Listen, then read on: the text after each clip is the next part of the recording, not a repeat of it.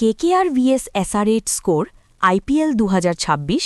MI vs DC হঠাৎ কেন মুম্বাই একাদশের বাইরে হার্দিক পান্ডিয়া জানা গেল আসল কারণ এমআই ভিএস ডিসি হার্দিক পান্ডিয়ার নেতৃত্বে ষষ্ঠবার আইপিএল জয় করতে মরিয়া মুম্বাই কিন্তু দিল্লি ক্যাপিটালসের বিরুদ্ধে গুরুত্বপূর্ণ ম্যাচে তিনি খেলতে পারছেন না কেকেআরকে হারিয়ে জয়ের মধ্য দিয়ে আইপিএল ২০২৬ মরশুম শুরু করেছে মুম্বাই ইন্ডিয়ান্স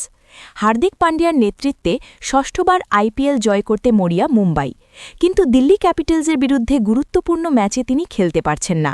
অসুস্থতার কারণে মাঠের বাইরে থাকতে হয়েছে তাকে যা ম্যাচের আগে মুম্বাই শিবিরে কিছুটা চিন্তার কারণ হয়ে দাঁড়ায় হার্দিকের অনুপস্থিতিতে দলের নেতৃত্বের দায়িত্ব তুলে দেওয়া হয়েছে সূর্যকুমার যাদবের হাতে দিল্লির অরুণ জেটলি স্টেডিয়ামে টসের সময় সূর্যকুমার জানান হার্দিক অসুস্থ থাকায় তিনি খেলতে পারছেন না এবং সেই কারণেই তিনি অধিনায়কের দায়িত্ব পালন করছেন মুম্বাই ইন্ডিয়ান্সও এক বিবৃতিতে একই কথা জানিয়ে দেয় সূর্যকুমারের জন্য এটি নতুন কিছু নয় এর আগেও তিনি আইপিএলে মুম্বাই ইন্ডিয়ান্সকে নেতৃত্ব দিয়েছেন ২০২৩ সালে কলকাতা নাইট রাইডার্সের বিরুদ্ধে প্রথমবার তিনি অধিনায়কত্ব করেন এছাড়া ২০২৫ সালেও হার্দিক নিষিদ্ধ থাকায় এক ম্যাচে নেতৃত্ব দিয়েছিলেন তিনি ফলে এই ম্যাচেও তার ওপর ভরসা রাখে দল